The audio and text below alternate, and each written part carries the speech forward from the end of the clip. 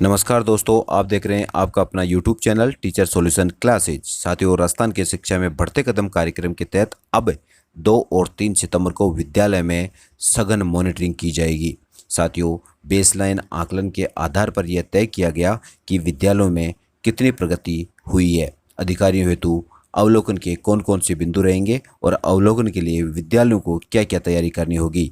साथियों, अवलोकन का फॉर्मेट क्या रहेगा, आइए जानते हैं इस वीडियो में। यदि चैनल पर आप नए हैं तो चैनल को सब्सक्राइब करें, बेल आइकन प्रेस करें, जिससे कि आने वाले वीडियो के नवीनतम नोटिफिकेशन आपको समय पर प्राप्त हो सके। आइए देखते हैं दोस्तों, कार्यालय निदेशक माध्यमिक शिक्षा राजस्थान बीकानेर ने यहाँ निकट समय में समूह शिक्षण और रेमिडिएशन कार्यक्रम जो कि RKSM BK के नाम से संचालित किया जा रहा है, साथियों उसकी सघन मॉनिटरिंग के संबंध में यह पत्र जारी किया गया। जल्द ही आपके विद्यालयों में उच्च अधिकारियों के द्वारा मॉनिटरिंग की जाएगी।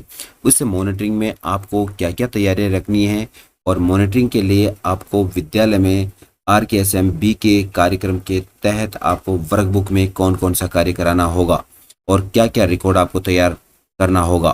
साथियों, इसी क्रम में हम आइए जानते हैं इस वीडियो में।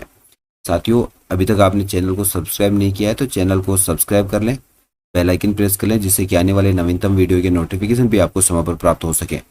साथियों, इस कार्यक्रम का संचालन किया जा रहा है, उसके तहत जो सघन मॉनिटरिंग की जा रही है उसका विषय दिया गया है RKSM BK के तहत संचालित रेमिडिएशन कार्यक्रम में विद्यार्थियों के बेसलाइन आकलन, पूर्णता एवं दक्षता आधारित समूह शिक्षण की सघन मॉनिटरिंग के संबंध में।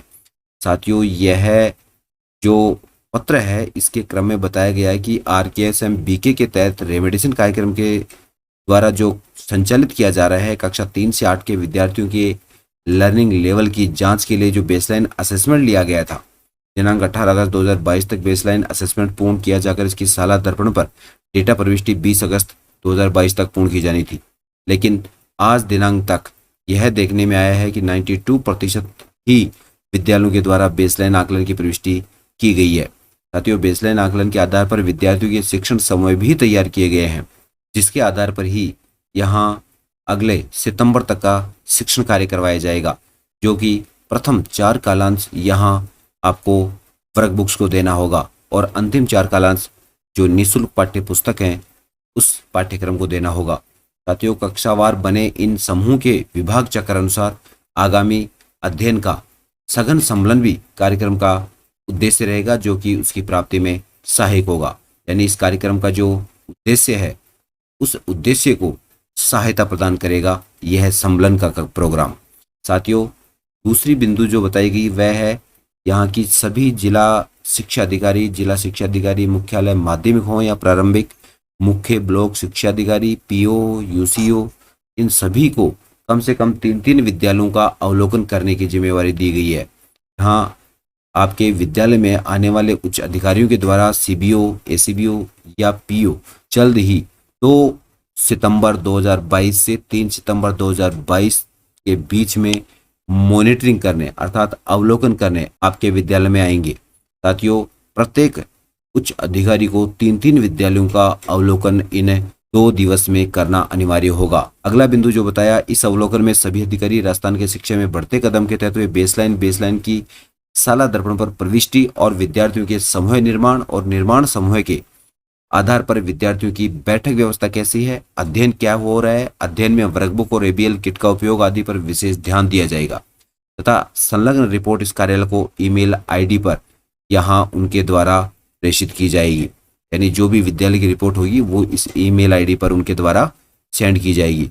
साथियों, यहाँ पर आपको विशेष ध्यान देने की बात है कि आपने बेसलाइन किस प्रकार से कितना लिया है, बेसलाइन की साला दर्पण पर प्रविष्टि की या नहीं की है, विद्यार्थियों का समूह का निर्माण किया या नहीं किया, निर्धारित समूह के आधार पर आप विद्यार्थियों की बैठक व्यवस्था कर रहे हैं या नहीं कर रहे हैं और उसी प्रकार से सुचारू रूप से अध्ययन चल रहा है नहीं चल रहा।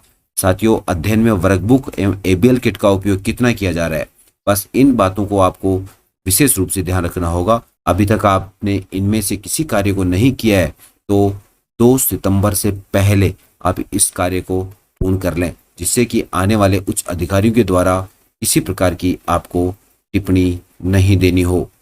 अब बात कर रहे हैं उस अवलोकन प्रपत्र की। साथियों, राजस्थान की शिक्षा में बढ़ते कदम कार्यक्रम की प्रगति हेतु जो अवलोकन प्रपत्र निर्धारित किया गया है वह अवलोकन प्रपत्र है, जिसमें यहाँ सबसे पहले अवलोकनकर्ता का नाम, जो विद्यालय में अवलोकन करने आएंगे, अवलोकन करने की तिथि और अवलोकित विद्यालय का नाम, जिस विद्यालय में अवलोकन किया जा रहा है। इसके बाद में साथियों राजस्थान की शिक्षा में बढ़ते कदम कार्यक्रम का विवरण और प्रगति इस प्रकार से दर्ज की जाएगी। यानी आपको किन किन बातों का विशेष ध्यान रखना होगा।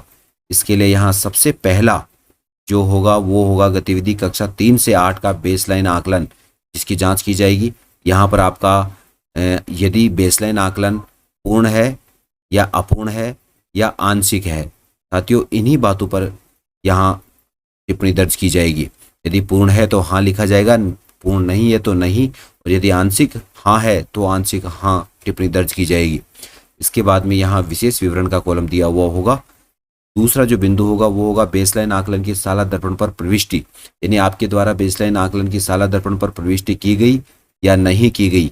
यदि की गई है तो हाँ, अगर नहीं की है तो नहीं दर्ज किया जाएगा। साथियों अगला बिंदु है वो है बेसलाइन के आधार पर समूह का निर्माण। आपके द्वारा विद्यालय में बेसलाइन आकलन के पश्चात आपने समूह का निर्धारण किया या नहीं किया। अगला जो बिंदु होगा साथियों वो है निर्धारित समूह के अनुरूप कक्षा में विद्यार्थियों की बैठक व्यवस्था सुनिश्चित की गई है या नहीं, वह टिप्पणी भी यहाँ पे दर्ज की जाएगी। यदि विद्यालय में बैठक व्यवस्था समूह के आधार पर है तो यहाँ पर हाँ दर्ज किया जाएगा, वरना नहीं की एंट्री होगी या आंशिक हाँ में। साथियों अगला जो 5वां बिंदु है वो है प्रथम 4 कालांशों में बैठक व्यवस्था अनुरूप समूह में पृथक पृथक गतिविधि प्रारंभ हो गई है। इसके लिए हाँ या ना में टिप्पणी दर्ज की जाएगी।